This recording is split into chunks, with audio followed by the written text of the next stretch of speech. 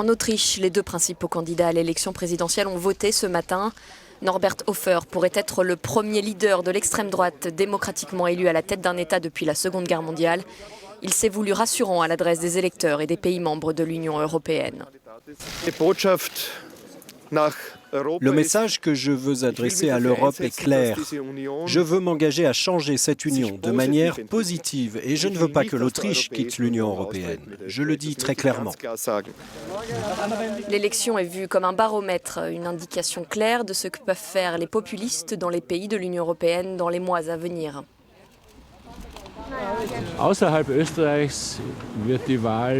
À l'extérieur de l'Autriche, cette élection est perçue comme quelque chose qui n'affecte pas seulement les Autrichiens.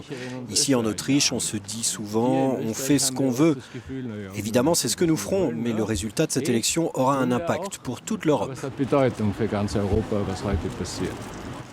Le leader écologiste s'était imposé d'une courte tête en mai avant que le scrutin soit invalidé.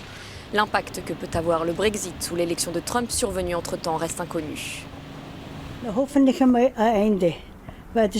J'espère qu'on sera fixé aujourd'hui, parce que 3 tours, c'est assez. Et j'espère vraiment que c'est la dernière fois que nous allons voter et que nous aurons un bon président qui nous apportera paix et tranquillité.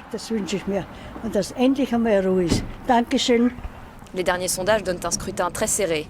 Le résultat final pourrait ne pas être connu avant mardi. Les premières estimations sont attendues peu de temps après la fermeture des bureaux de vote à 17 h.